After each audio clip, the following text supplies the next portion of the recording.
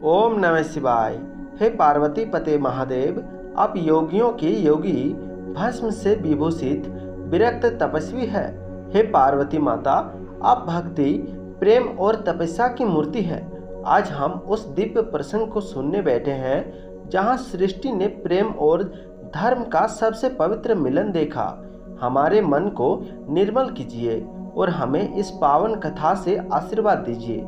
दोस्तों, पिछले अध्याय में हमने सुना कि कैसे शिव जी ने तपस्वी का रूप धारण कर पार्वती माता की परीक्षा ली। शिव ने कहा कि मैं तो योगी हूँ, विरक्त हूँ, मेरे पास न वैभव है न सुख है। लेकिन पार्वती माता डगमगाई नहीं।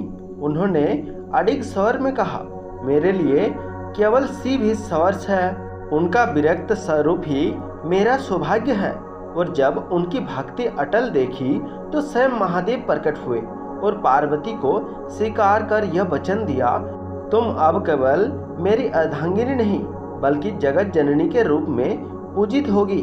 दोस्तों, अगले अध्याय में हम जानेंगे विवाह के बाद शिव पार्वती ने गृहस्थ धर्म को कैसे अपनाया, कैसे उन्होंने गणेश और कार्तिकेय जैसे दिव्य पुत्र को जन्म दिया और क्यों गृहस्थी जीवन को भी मोक्ष का मार्ग माना गया है। पर उससे पहले आइए सुनते हैं आज का दिव्य प्रसंग। जब शिव जी ने पार्वती को स्वीकार किया तो पूरे लोक में आनंद का वातावरण छा गया। देवताओं ने प्रसन्न होकर हिमालय राजा और मैनावती को समाचार दिया। हिमालय ने श्रद्धा और आनंद से अपनी पुत्री का विवाह स्वयं महादेव से करने का निश्चय किया। ऋषियों और देवताओं ने विवाह की तैयारी शुरू की। चारों ओर मंगल ध्वनि गूंजने लगी। अब बारी आई शिव जी की बारात की। दोस्तों, यह बारात साधारण नहीं थी। महादेव नंदी बैल में सवार हुए। उनकी जटाओं से गंगा प्रभावित हो रही थी। गले में विषधर सर्प लिपटे हुए थे। शरीर पर भस्म लिपटी थी। हाथों में त्रिशूल और डामरू था और साथ में कौन थे? भूत प्रेत, योगिनी, गण, पिशाच, अप्सराएं, देवता, सब एक साथ सारी सृष्टि की अनोखी, अद्भुत और अद्वितीय बारात थी।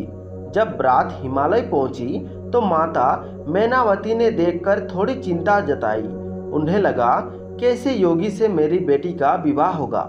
लेकिन नारद मुनि ने समझाया, माता, यह साधारण योगी नहीं है, स्वयं भगवान है।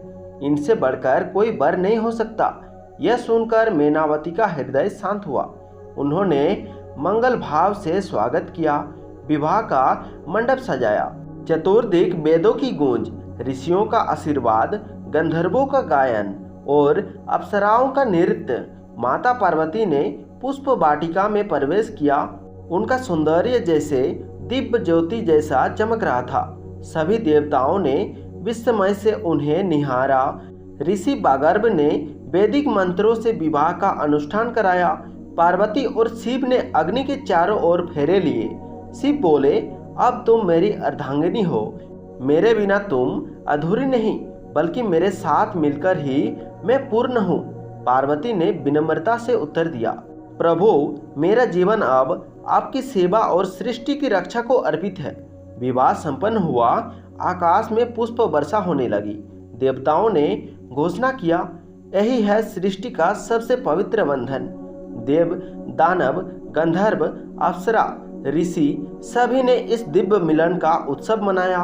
कैलाश पर्वत से लेकर त्रिलोक तक हर ओर आनंद की लहर सी दौड़ गई। सृष्टि ने जाना कि भक्ति और तपस्या का फल अवश्य मिलता है और प्रेम जब धर्म से जुड़ता है तो वह दिव्यता बन जाता है।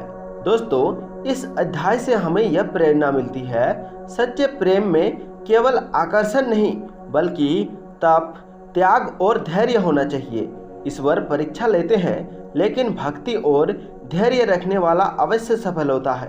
विवाह केवल दो शरीरों का मिलन नहीं बल्कि दो आत्माओं और दो कर्तव्यों का पवित्र मिलन है। शिव पार्वती का विवाह हमें यही सिखाता है कि अगर जीवन में धर्म, भक्ति और निष्ठा हो तो संसार भी उत्सव बन जाता है। हे महादेव, हमें आपके जैसे धैर्य और तपस्या की शक्ति दीजिए। हे पार्वती माता, हमें आपके जैसी भक्ति, निष्ठा और त्याग की भावना दीजिए। हमारे जीवन में भी सदैव ओम नमः शिवाय का मंगलनाद गूंजता रहे। हर हर महादेव। दोस्तों, माता पार्वती और भगवान शिव की यह दिव्य कथा आप सबको कैसा लगा, कमेंट में जरूर बताना।